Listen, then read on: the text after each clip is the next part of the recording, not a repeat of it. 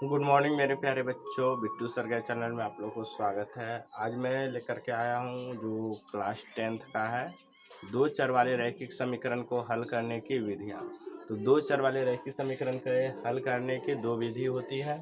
एक विधि होती है ग्राफीय विधि और एक विधि होती है बीजगणितीय विधि। तो ग्राफीय विधि में हम ग्राफ खींच करके दो रैखिक समीकरण के दो चर वाले रैखिक समीकरण के युग्म है, तो इसके दो सरल रेखा होंगे और दो सरल रेखा जहाँ पर भी कट करेगा उसका वो हल वहाँ पर होगा। अगर कट नहीं करेगा तो कोई हल नहीं, अगर एक दूसरे पर बहुत बार कट करेगा तो अनंत हल होगा। तो बीजगणितीय हल में तीन विधि होता है, एक विलोपन विधि, दूसरा प्रतिस्थापन विधि और तीसरा वज्र गुणन विधि। विलोपन विधि को कहते हैं एलिमिनेशन मेथड, प्रतिस्थापन विधि को कहते हैं डिस्प्लेसमेंट मेथड और यह वज्र गुणन विधि है। तो बारी बारी से हम सभी विधि के बारे में चर्चा करेंगे। सबसे पहले हम चलते हैं ग्राफीय विधि के बारे में कि ग्राफीय विधि से कैसे हम दो चर वाले रैखिक समीकरण को हल करते हैं। तो सबसे पहले स्टार्ट करते हैं हम ग्राफीय विधि। आप ध्यान से देखिएगा, बिल्कुल आपको समझ में आएगा।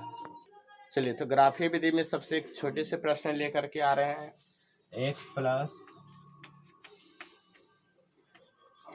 x प्लस 3y बराबर 6 और दूसरा समीकरण है 2x माइनस 3y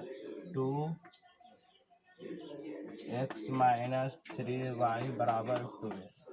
तो दो समीकरण आपके पास हैं। इस समीकरण को हम 1 मानेंगे और इस समीकरण को हम 2 मानेंगे। तो ये दोनों समीकरण को क्या करना है, हमें हल करना है। किससे? ग्राफीय विधि से। तो इसके लिए क्या करेंगे, सबसे पहले समीकरण नंबर 1 चलेंगे। समीकरण 1 से, तो समीकरण 1 से आपका क्या है, x प्लस 3y बराबर 6। इससे क्या करते हैं, हम x का मान या y का मान हम अपने सुविधा के अनुसार उसको अलग कर लेते हैं। तो हम सुविधा के अनुसार उसको अलग करेंगे जिसके आगे प्लस है। तो यहाँ x के भी आगे प्लस है, y के भी आगे प्लस है, तो आप x को भी आगे कर सकते हैं और y को भी कर सकते हैं। तो x को अलग कर देंगे तो x बराबर प्लस में 3y है तो बराबर उधर जाएगा तो माइनस में 3y, तो 6 माइनस 3y। यहाँ क्या करेंगे, y का मान हम रखते जाएंगे तो x के मान क्या होगा, निकलते चल जाएंगे। तो चलिए एक बॉक्स बनाते हैं जहाँ y का मान हम रखते जाएंगे, x के मान क्या होगा, निकलते जाएंगे। कम से कम एक सरल रेखा खींचने के लिए दो बिंदु अवश्य होना चाहिए, क्योंकि अगर दो बिंदु नहीं होगा तो हम सरल रेखा नहीं खींच सकते हैं। जैसे एक बिंदु है, एक ही बिंदु से हमको सरल रेखा खींचना है तो अनंत हो जाएगी। अगर एक सरल रेखा खींचना है तो कम से कम दो बिंदु की जरूरत है, तब आपको पता होगा कि यहाँ से लेकर के यहाँ तक जाएगा। तो चलिए y का मान अगर हम सबसे पहला स्टार्ट करते हैं 0 1 2 3 4, इस तरह से रखना शुरू करेंगे 0 1 2 3 4। फिर अगर इधर से माइनस भी लेंगे, -1 -2 -3 -4, हम इस तरह के मान रखेंगे इसमें, ताकि एक पूर्णांक प्राप्त हो, ताकि ग्राफ में दर्शाने के लिए हमको सुविधा हो। अगर पूर्णांक प्राप्त नहीं होगा तो हमको ग्राफ में दर्शाने के लिए क्या होगा, बहुत दिक्कत होगा। ऐसे उसको भी हम दर्शा सकते हैं लेकिन थोड़ा सा प्रॉब्लम होगा। तो हम ऐसे संख्या को रखेंगे और छोटा से छोटा चीज़ों को छोटा संख्या का रखेंगे, ताकि ग्राफ पर दर्शाने में क्या हो, सुविधा हो।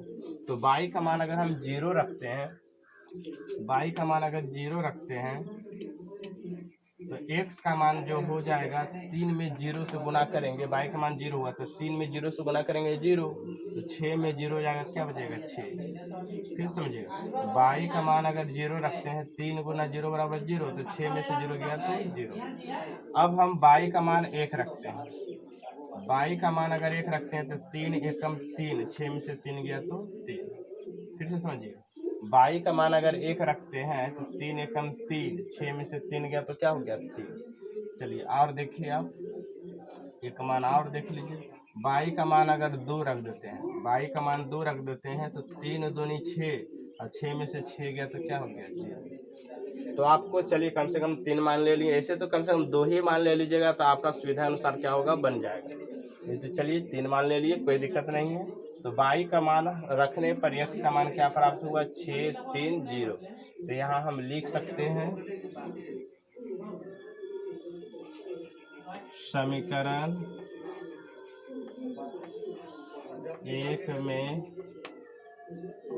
y बराबर 0, 1, 2 रखने पर x का मान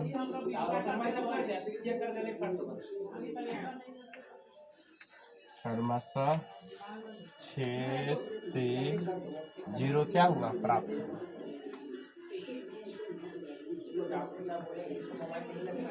तो y का मान 0, 1, 2 रखें तो x के मान क्या हुआ 6, 3, 0 प्राप्त हुआ। ये आप लिख सकते हैं यहाँ पर। समीकरण 1 में y बराबर 0, 1, 2 रखने पर x के मान 6, 3, 0 प्राप्त हुआ। अब इसी तरह से हम क्या करेंगे, समीकरण 2 को भी निकालेंगे और उसका भी एक बॉक्स बनाएंगे। तो चलिए लिखेंगे यहाँ समीकरण 2 से। समीकरण 2 क्या है, 2x माइनस 3y बराबर 2 2x माइनस 3y बराबर 2। तो यहाँ से भी क्या करेंगे, हम x का मान अलग करेंगे तो y का मान हमको निकल जाएगा। तो चलिए x का मान अलग कर लेते हैं। 2x बराबर माइनस में 3y उधर गया तो प्लस में, तो 12 प्लस 3y। तो x बराबर अगर निकालेंगे तो 2 गुना में है तो 2 भागा में, तो 12 प्लस 3y बटा 2 गुना में तो 2 क्या हो गया भागा में। तो इस चीज़ों को थोड़ा समझिएगा। अब यहाँ y का मान हम रखते जाएंगे, x का मान क्या होगा निकलते चल जाएगा। तो इसके लिए क्या होगा, इसके लिए भी एक बॉक्स बनेगा।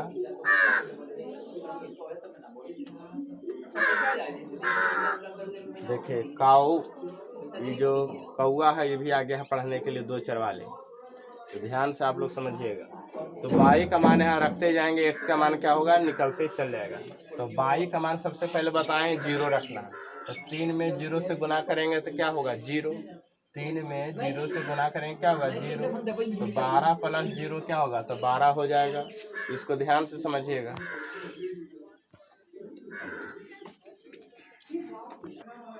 तो देखिए बच्चे लोग, इसमें क्या करेंगे, y का मान हम रखते जाएंगे, x के मान क्या होगा निकलते चल जाएगा। सबसे पहले बताएं 0 रखेंगे, तो y का जगह 0 रखेंगे तो 3 गुना 0 क्या होगा 0। 12 में 0 जोड़ेंगे क्या होगा तो 12, और 12 में 2 से भागा देंगे क्या होगा 6। तो ये y का मान 0 रखे तो x के मान अपने आप निकल के चलाया 6। तो इसी तरह से सुविधा अनुसार एक पूर्ण संख्या प्राप्त होना चाहिए, एक इंटीजर नंबर, ऐसा हम मान रखेंगे। तो चलिए अब रख करके देखते हैं 1, तो 3 एकम 3, तो 12 3 कितना हो गया 15। तो 15 में 2 से डिवाइड देंगे तो हमारा परफेक्ट रूप से नहीं हो पाएगा, इसलिए हम 1 नहीं रखेंगे, अब 2 रख करके देखेंगे। तो 3 दूनी 6, 12 6 18, 18 में 2 से भागा देंगे तो देखिए 1 कट गया 9। तो ये 9 आ गया कब, तो y का मान जब हम 2 रखेंगे। तो इस तरह से आपका 2 बॉक्स तैयार हो गया। अब हम क्या करेंगे, दोनों बॉक्सों को सॉल्व करेंगे और सॉल्व करके एक ग्राफ बनेगा, एक से x के मान और y का मान निकल जाएगा। इतना आप पहले उतार लीजिए, उसके बाद हम आगे चलते हैं। तो चलिए अब हम क्या करते हैं, इसको सॉल्व करते हैं। तो इसके लिए ग्राफ खींचेंगे।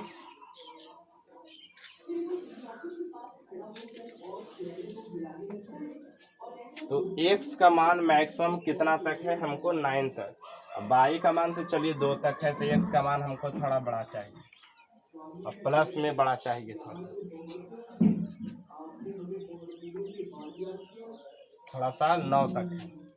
एक चीज़ को यहाँ पर ग्राफ में खींचने में सावधानी बरतना है कि हमको सबसे पहले देख लेना होता है कि x का मान मैक्सिमम कितना तक है। यहाँ देखिए 6 तक है और यहाँ देखिए 9 तक है, तो कम से कम 9 तक जाएगा। तो x का मान पॉजिटिव 9 है तो इधर पॉजिटिव होता है, और यहाँ से इधर left side negative, upper side positive और डाउन साइड नेगेटिव। तो ये बात को ध्यान में रखिएगा। दूसरा बात में यह ध्यान रखना है ग्राफ खींचने वक्त कि सभी पॉइंट जो देना है 1 2 3 4 वो एक बराबर स्थान पे, मैंने बराबर बराबर पार्ट में देना है। जैसे यहाँ से यहाँ अगर हम 1 माने हैं, इतना ही दूरी पर क्या मानेंगे 2। आप स्केल से 1 सेंटीमीटर पर ले सकते हैं। यहाँ हो गया 3, यहाँ हो गया 4, यहाँ हो गया 5, यहाँ 6, यहाँ 7, यहाँ 8 और यहाँ 9। तो देखिए कम से बराबर होना चाहिए। हम तो लगभग में कर दिए, लेकिन आप स्केल से 1-1 सेंटीमीटर पर आप यूज कर सकते हैं। चलिए x का मान हो गया। चलिए y की जगह पर मैक्सिमम कितना 2, तो आप 3-4 ले लीजिए, लेकिन जितना दूरी पर ये लिए उतना दूरी पर ये भी होगा। 1 2 3 4। चलिए अब हम दर्शाना शुरू करते हैं। ये समीकरण 1 के लिए होगा ग्राफ और ये समीकरण 2 के लिए ग्राफ होगा। तो समीकरण 1 से चलते हैं ग्राफ पर। x बराबर 6 है तो पहले 6 पर रखें। अब y बराबर क्या 0। देखिए थोड़ा समझिएगा, x अक्ष पर y का मान 0 होता है। क्यों? क्योंकि y ऊपर बढ़ेगा तब 1 2 3 4, तो इसी पर पूरा क्या हो गया 0। थोड़ा सा आगे बढ़ेगा तो 1 2 3 4, इस पर क्या होगा x y का मान 0। अब अगर y अक्ष पर देखा जाए तो x का मान 0 होता है। y अक्ष पर थोड़ा सा आगे बढ़ेंगे तो एक अक्ष 1 होगा, तब 2 होगा। अगर इसी पर अगर है 0 है तो वह इसी पर हो जाएगा, क्योंकि जैसे ही आगे बढ़ेंगे तो 1 हो जाएगा। तो y अक्ष पर x का मान 0 और x अक्ष पर y का मान 0। बस ये बात को ध्यान रखिए। तो यहाँ देखिए x बराबर 6 है और y बराबर 0, तो y बराबर 0 कहाँ होगा तो x अक्ष पर, और x बराबर 0 कहाँ होगा तो y अक्ष पर। तो देखिए y बराबर 0 है कहाँ, x अक्ष पर। तो एक पॉइंट पता चला 6,0। पहले x लिखाता है फिर y लिखाता है। x को भुज और y को कोटि कहते हैं। थोड़ा ध्यान में समझिएगा, x को भुज और y को कोटि कहते हैं। तो पहले x लिखाता है तब y। चलिए तो ये पहला बिंदु हो गया। चलिए दूसरा बिंदु देखिए, x का मान 3 है, 3 पर रखेगा। y का मान 1 है, तो x का मान 3 से सीधा लाइन खींचेगा और y का मान 1 है, यहाँ से सीधा लाइन खींचेगा। तो एक बिंदु ये पता चला। x का मान 3 और y का मान 1, y का मान 1 से सीधा खींचे और x का मान 3 से सीधा खींचे, तो एक बिंदु प्राप्त हुआ हमारा 3,1।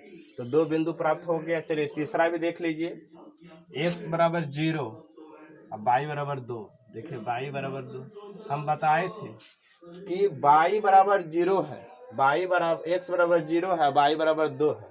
तो y बराबर 2 है और x बराबर 0 है, तो x 0 होगा किस पर तो y अक्ष पर। देखिए y अक्ष पर 0 है, इस पर क्या है x का मान क्या 0। तो ये हो गया 2, x का मान पहले 0, पहले x लिखाता है फिर y। तो आपके सामने 1 2 3 बिंदु, तो ये ऐसा एक रेखा खींचिए जो तीनों बिंदु से होकर गुजरे।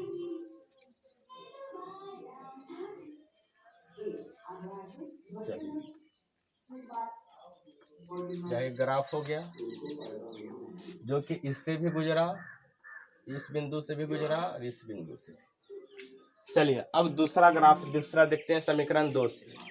x बराबर क्या है 6 और y बराबर क्या है 0, तो यही बिंदु आ गया। x बराबर 6 y बराबर 0, तो ये बिंदु आ गया पहला। ये दूसरा समीकरण के लिए थोड़ा ध्यान दीजिएगा, x बराबर 9 और y बराबर 2, तो x बराबर 9 से सीधा खींचिए और y बराबर 2 से सीधा खींचिए। जहाँ पर कट करेगा वही एक बिंदु प्राप्त होगा। तो एक बिंदु ये प्राप्त होगा, एक बिंदु ये प्राप्त होगा। ये हुआ 9, 2। तो एक बिंदु ये प्राप्त हुआ, एक बिंदु ये प्राप्त। तो क्या करेंगे, यहाँ से ग्राफ खींचेंगे, यहाँ से एक स्ट्रेट लाइन खींचेंगे। देखिए ये आपका कट गया। तो बताए थे कि जब दो सरलरेखा एक दूसरे को प्रतिच्छेद करती है तो एक हल होता है, जिसको कहते हैं अद्वितीय हल। तो ये दोनों सरलरेखा इस बिंदु पर क्या किया है, प्रतिच्छेद किया है। और इस बिंदु पर x का मान क्या है 6, x का मान क्या है 6 और y का मान क्या है 0, क्योंकि x अक्ष पर y का मान क्या होता है 0। देखिए यहाँ पर 6,0। तो यह समीकरण युग्म का हल हो गया, x बराबर 6 और y बराबर 0। x बराबर 6 और y बराबर क्या हो गया 0। तो इसका इस ग्राफीय विधि से इसका क्या हुआ, हल हुआ। तो अब देखते हैं जांच करके कि सही है कि नहीं। x + 3y बराबर 6 समीकरण 1 था।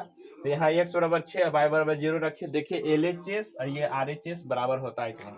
तो लेफ्ट हैंड साइड को LHS बोलते हैं, ये राइट हैंड साइड को RHS बोलते हैं। तो यहाँ x बराबर 6 रखिए + 3 गुना y बराबर 0 रखिए। RHS बराबर होना चाहिए। तो देखिए 6 प्लस 3 में 0 से गुना करेंगे तो 0, तो 6 प्लस 0 क्या हो गया 6 बराबर, देखिए इधर भी 6 था तो 6 बराबर 6 हो गया कि नहीं हो गया। तो LHS RHS आपस में क्या हो गया बराबर हो गया। तो हमारा जो ग्राफीय विधि से जो रैखिक समीकरण युग्म का जो हल हुआ वो क्या है, सही है। तो आई होप बिल्कुल अब चीज़ों को समझ गए होंगे ये ग्राफीय विधि से कैसे हल किया जाता है दो चर वाले रैखिक समीकरण के युग्म को। अब थोड़ा चलते हैं हम बीजगणितीय विधि में। सबसे पहला चलते हैं विलोपन विधि के बारे में। चलिए तो अब हम चलते हैं बीजगणितीय विधि में। सबसे पहला विधि विलोपन विधि, जिसको कहते हैं लुप्तीकरण विधि भी कहा जाता है। इसे विलोपन या लुप्तीकरण दोनों बात क्या है बराबर, इसे कहते हैं एलिमिनेशन मेथड। तो थोड़ा सा बातों को समझिएगा।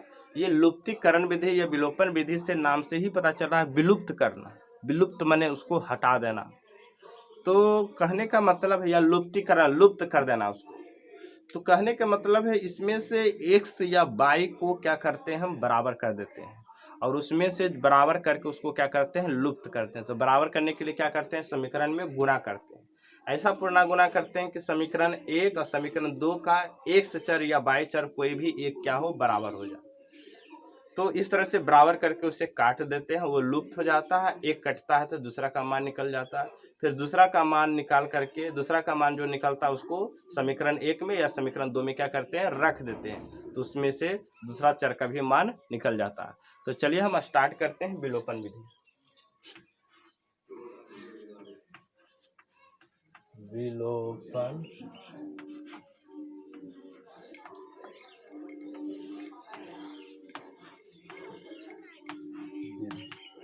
जो समीकरण युग्म जो चले थे हम ग्राफीय विधि से हल किए थे, उसी को हम विलोपन विधि से हल करके आपको दिखा देते हैं। इसमें समीकरण पहला था x प्लस 3y बराबर 6 और दूसरा समीकरण था 2x माइनस 3y बराबर 12। ये समीकरण 1 हो गया, ये समीकरण 2 हो गया। चलिए थोड़ा सा समझिएगा। आप x को भी समीकरण 1 में जो है आपका x चर को भी बराबर कर सकते हैं दोनों का, या y चर के भी बराबर कर सकते हैं। तो ऐसा देखने से पता चल रहा है कि y चर पहले से ही बराबर है, यहाँ भी 3y यहाँ भी 3y। अब देखिए जोड़ने पर चिन्ह चेंज नहीं होता है, घटाने पर चिन्ह चेंज हो जाता है, जो नीचे वाला समीकरण होता है। इसको इससे घटावेंगे तो जिसके को घटाते हैं उसमें चिन्ह क्या होता है चेंज हो जाता है। तो देखिए आप चाहिएगा तो बिना कुछ किए हुए भी आप हल कर सकते हैं, और नहीं तो x को बराबर करने के लिए समीकरण 1 में 2 से गुना कर दीजिए। समीकरण 1 में 2 से गुना कर दीजिए। देखिए समीकरण 1 में लिखिएगा यहाँ, इसमें समीकरण 1 में क्या कर देंगे 2 से गुना, तो ये देखिए 2x हो जाएगा, ये भी 2x हो जाएगा। तो थोड़ा सा समझिएगा। और नहीं तो y से भी कर सकते हैं। तो y तो देखिए पहले से बराबर है तो कुछ नहीं करिएगा, डायरेक्ट बना सकते हैं। तो दोनों तरीका बता देते हैं। पहला देखिए डायरेक्ट, तो ये समीकरण 1 है, समीकरण 2 हम देखेंगे। समीकरण 1 में चिन्ह क्या है प्लस, और समीकरण 2 में चिन्ह क्या है माइनस इसका y का, तो ये अपने आप कट जाएगा। तो ना तो अगर हम जोड़ेंगे तभी ठीक है कि चिन्ह चेंज नहीं करेगा, लेकिन जैसे ही दोनों को समीकरण को घटाएंगे तो ये माइनस वाला हो जाएगा प्लस, चिन्ह चेंज हो जाएगा तो कटेगा फिर नहीं, ये भी प्लस ये भी प्लस हो जाएगा। तो जोड़ने पर चिन्ह चेंज नहीं होता, घटाने पर चिन्ह चेंज हो जाता। तो लिखेंगे समीकरण 1 और समीकरण 2 को जोड़ने पर कोई चिन्ह चेंज नहीं होगा, अपने आप कट जाएगा। देखिए तो x प्लस 3y बराबर 6 और दूसरा है 2x माइनस 3y बराबर 2। तो देखिए ये अपने आप कट गया। और जैसे घटाने पे लिखते थे माइनस वाला इसके नीचे क्या लिखा जाता है प्लस, और ये प्लस वाला माइनस है, ये प्लस वाला माइनस, तो ये प्लस माइनस वाला प्लस लिखा जाता तो क्या घट करके कटने का मतलब है कि उसको घटाने पर 0 आ जाना चाहिए। तो ये तो देखिए जोड़ने पर किए तभी नहीं कट गया अपने आप। अगर घटाने पर चिन्ह चेंज हो जाता तो माइनस प्लस हो जाता है, तो 3y 6y हो जाता, कटता नहीं। इसलिए जोड़ने पर सीधा ये समझिएगा चिन्ह चेंज नहीं करेगा, घटाने पर चिन्ह चेंज कर जाएगा। तो चलिए देखिए 2 गो x है, ये 1 गो x, इसके भी आगे प्लस इसके भी आगे प्लस, 2 गो x 1 गो x 6 गो x तो 3 गो x हो गया। 3 को x बराबर, ये 12 प्लस 6 कितना हो गया, ये भी प्लस कितना हो गया 12 6 18। तो हो गया आपका 3x बराबर 18, तो x बराबर 18/3। तो 3 का पढ़िए 18 के बार में आएगा 6 बार। तो x का मान क्या निकल गया आपका 6, x का मान क्या निकल गया 6 निकल गया। तो यहाँ x का मान 6 निकल गया। अब x का मान क्या करेंगे, समीकरण 1 में रखिए या 2 में रखिए, y का मान निकल जाएगा। तो चलिए रख करके दिखा देते हैं। x का मान समीकरण 1 में रखने, आप इसमें या इसमें किसी में भी रख सकते हैं, आंसर वही आएगा, कोई दिक्कत नहीं होगी। तो चलिए समीकरण 1 क्या था, x प्लस 3y बराबर 6। यहाँ x बराबर क्या रखेंगे 6, x बराबर x का मान रखें, x का मान क्या आया 6 प्लस 3y बराबर 6। ये प्लस 6 है, उधर जाएगा तो क्या होगा -6 जी। तो ये हो जाएगा, इधर रह जाएगा 3y बराबर प्लस 6 है तो -6, तो 6 -6 प्लस 6 है तो -6 हो गया। तो 3y बराबर हो गया 0, तो y बराबर हो गया 0/3। तो 0/3 क्या होता है 0, तो y का मान क्या आ गया 0, y का मान क्या आ गया 0। 3 का पढ़िए 0 कै बार में आएगा, तो 0 बार में ही आ सकता है। तो y, तो यहाँ कह सकते हैं कि हल जो हुआ रैखिक समीकरण का जो हल हुआ x बराबर 6 और y बराबर क्या आया 0 आया। यही क्या हो गया इस समीकरण का हल। तो ये विधि कहलाता है लुप्तीकरण या विलोपन विधि। तो आई होप बिल्कुल आप चीज़ों को समझ में आ गया होगा कि लुप्तीकरण और विलोपन विधि किसको कहते हैं, कैसे बनता है। तो पहले विधि में ग्राफीय विधि चर्चा किए थे और दूसरा में हम लोग विलोपन विधि के बारे में चर्चा किए। बहुत ही आसान है।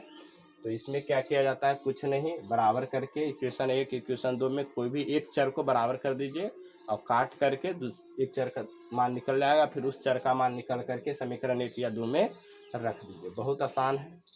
तो चलिए अब हम चलते हैं अगला विधि जिसका नाम है प्रतिस्थापन विधि, डिस्प्लेसमेंट मेथड। तो उसे भी आप ध्यान से समझिए, बहुत ही मज़ा आने वाला है।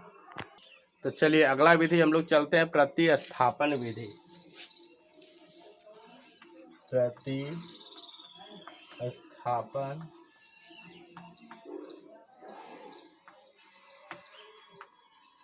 विधि, प्रतिस्थापन विधि डिस्प्लेसमेंट मेथड। तो इस विधि से भी हम लोग कुछ नहीं, नाम से पता चल रहा है प्रतिस्थापन, यानी प्रतिस्थापित कर देना, एक से एक का मान निकल, एक चर का मान निकल करके दूसरे में रख देना, माने लुप्त नहीं करना, निकाल करके रख देना, प्रतिस्थापित कर देना। तो ऐसे विधि को कहते हैं प्रतिस्थापन विधि। कोई भी समीकरण 1 या समीकरण 2 लीजिए, उसमें से एक चर को अलग निकाल करके उस चर का मान दूसरे में रख दीजिए। अगर समीकरण 1 से x का मान निकाले हैं तो उसमें हम समीकरण 2 में रख देंगे, अगर 2 से निकाले हैं तो समीकरण 1 में रख देंगे। मैंने कहने का मतलब है कि एक का मान समीकरण 1 से अगर निकाल रहे हैं तो उस समीकरण का मान दूसरे समीकरण में रख देंगे। अगर दूसरे समीकरण में एक चर का मान निकाल रहे हैं तो उसको पहले वाले समीकरण में क्या करेंगे, रख देंगे। एक से मान निकाल के दूसरे में रखना ही कहलाता प्रतिस्थापन, प्रतिस्थापित करना, एक से दूसरे तक स्थापित कर देना। तो चलिए उस विधि का भी हम लोग चर्चा करते हैं, प्रतिस्थापन विधि। तो हमारा समीकरण चलिए वही लेते हैं जो था आपका 3x plus 3y, x plus 3y बराबर 6, और दूसरा समीकरण है 2x माइनस 3y बराबर 2a, 2x माइनस 3y बराबर 2a। चलिए तो ये समीकरण 1 है, मानेंगे इसको समीकरण 2 मानेंगे। तो लिखेंगे सबसे पहले समीकरण 1 से, जो ग्राफीय विधि में जिस तरह से हो रहा था ना, हम उसी तरह से करते हैं, खाली वहां ग्राफ खींचते थे, यहाँ मान रख देंगे। तो समीकरण 1 से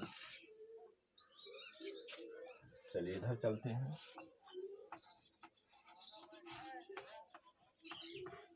समीकरण 1 से, समीकरण 1 क्या है, x प्लस 3y बराबर 6। तो बताए थे यहाँ से एक चर को अलग कर लीजिए, चाहे एक्स को चाहे वाई को, आप सुविधा अनुसार उसको करिएगा, जिसके आगे प्लस रहेगा तो बहुत आसान होगा। तो चलिए एक्स का मान कर लेते हैं अलग, एक्स बराबर प्लस में 3y उधर गया तो माइनस में 3y, तो 6 माइनस 3y। अब क्या करेंगे, एक्स का मान समीकरण एक से निकाले हैं तो दो में रखेंगे, यही काम करता है प्रतिस्थापन। तो लिखेंगे एक्स का मान समीकरण 2 में रखने पर, एक्स का मान समीकरण 2 में क्या करेंगे, रख देंगे। तो चलिए रख दीजिए, समीकरण 2 क्या है, समीकरण 2 है 2x माइनस 3y बराबर 2x। तो यहाँ से क्या करेंगे, x का मान रख देंगे, x बराबर क्या है 6 माइनस 3y, तो 2 गुना x के जब क्या रखेंगे 6 माइनस 3y, इसको ब्रैकेट में कर दीजिए, x की जगह पर रखा है, और ये माइनस 3y बराबर क्या है 2x। तो थोड़ा समझिएगा इधर, तो देखिए दो दोनों में गुना होगा, 2 में 6 से गुना होगा तो 12 माइनस 2 तिया 6y, थोड़ा समझिएगा, 2 में 6 से गुना हुआ 12 माइनस 2 में 3 से गुना हुआ 6y, ये माइनस 3y बराबर हो गया 12। चलिए अब देखिए ये प्लस में 12 है, उधर जाएगा तो क्या होगा माइनस में 12, और ये देखिए 6y और 3y कै y 9y, तो ऐसे भी कर सकते हैं। चलिए तो पहले इस देखिए प्लस में एक जाती, देखिए ये है अचर है, ये अचर है, प्लस उधर जाएगा तो माइनस, तो इधर देखिए आपका क्या हो जाएगा माइनस 6y माइनस 3y बराबर प्लस 12, तो उधर गया तो माइनस 12, तो 12 माइनस 12। तो देखिए 6y में 6 गो y और 3 गो y, तो कै गो y माइनस में 9 गो y, 6 गो y और 3 गो y कै गो y 9 y, 6 गो माइनस में 3 गो और माइनस में हो गया, तो कै गो माइनस में 9 गो माइनस में। चलिए ये हो गया, 12 में से 12 गया तो क्या हो गया 0, तो y बराबर क्या हो गया 0 बटा माइनस 9, देखिए गुना में है, उधर जाएगा क्या होगा भागा में, तो माइनस 9, तो 0 में माइनस 9 से जीरो में किसी से भागा दीजिए, आपका क्या आएगा 0, तो y का मान क्या पता चल गया हमको 0। अब क्या करेंगे, इस y का मान चाहे तो समीकरण 1 में रखिए, चाहे तो समीकरण 2 में रख दीजिए, एक समीकरण नया पता चल गया ये, तो आप इसमें भी रख सकते हैं, तो समीकरण 1 में भी रख सकते हैं, 2 में भी रख सकते हैं, और इसमें भी रख सकते हैं, तो जिसमें चाहते हैं उसमें रख सकते हैं। चलिए समीकरण 1 में रख देते हैं, तो y का मान समीकरण 1 में रखने पर y का मान समीकरण 1 में रखने पर, y का मान समीकरण 1 में रख देते हैं। चलिए तो हो गया x प्लस 3y बराबर क्या 6, y का मान रख देंगे 0, तो x प्लस 3 गुना 3y मैंने 3 गुना y, अब y का मान क्या रखेंगे 0 बराबर 6, तो x प्लस 3 में 0 से गुना करेंगे क्या होगा 0 बराबर 6, तो x बराबर क्या निकल के आया 6। तो आई हो बिल्कुल अब चीज़ों को समझ गए होंगे, प्रतिस्थापन विधि भी। तो यहाँ भी देखिए x का मान आपका 6 और y का मान क्या निकल के आया था 0, तो तीनों जगह पर वही आया। तो ये होता है प्रतिस्थापन, समीकरण 1 से एक का मान निकाल करके दूसरे में रख देना, ये हुआ प्रतिस्थापन। बाकी विधि वही है, सेम है जो विधि विलोपन में करते थे। तो आई हो बिल्कुल आप चीज़ों को समझ गए होंगे। यहाँ चले समीकरण 1 से लिख दिए, यहाँ से एक चर को अलग कर दिए, इस चर का मान x का मान क्या करेंगे समीकरण 1 से निकाले तो 2 में रख दिए, तो वहाँ से y का मान निकल के चला आया, x का मान तो हट गया, x का मान रख दिए तो y का मान निकल के चला आया, y का मान निकल के चला आया, तो इसको समीकरण 1 में रखिए 2 में रख दीजिए, तो वहाँ से x का मान निकल के चला आएगा। तो आई होप बिल्कुल चीज़ों को समझ में आ गया होगा ये दोनों विधि। तो आपके सामने आज 3 विधि हो चुका है, एक ग्राफीय विधि, एक प्रतिस्थापन विधि और एक विलोपन विधि। अगले क्लास में हम लोग करेंगे वज्र गुणन विधि, उसमें मेरा नाम आएगा, बिट्टू सर आएंगे। अब एक ट्रिक है, तो उसको भी चर्चा हम लोग करेंगे। तो चलिए आज तक इतना ही, अब मिलेंगे अगले दिन, तब तक के लिए नमस्कार। आप लोग इसको उतार लीजिए अच्छे से। अगर आपको समझ में नहीं आए तो आप लोग कमेंट करिए कि सर जी यहाँ पर समझ में नहीं आया। चलिए धन्यवाद।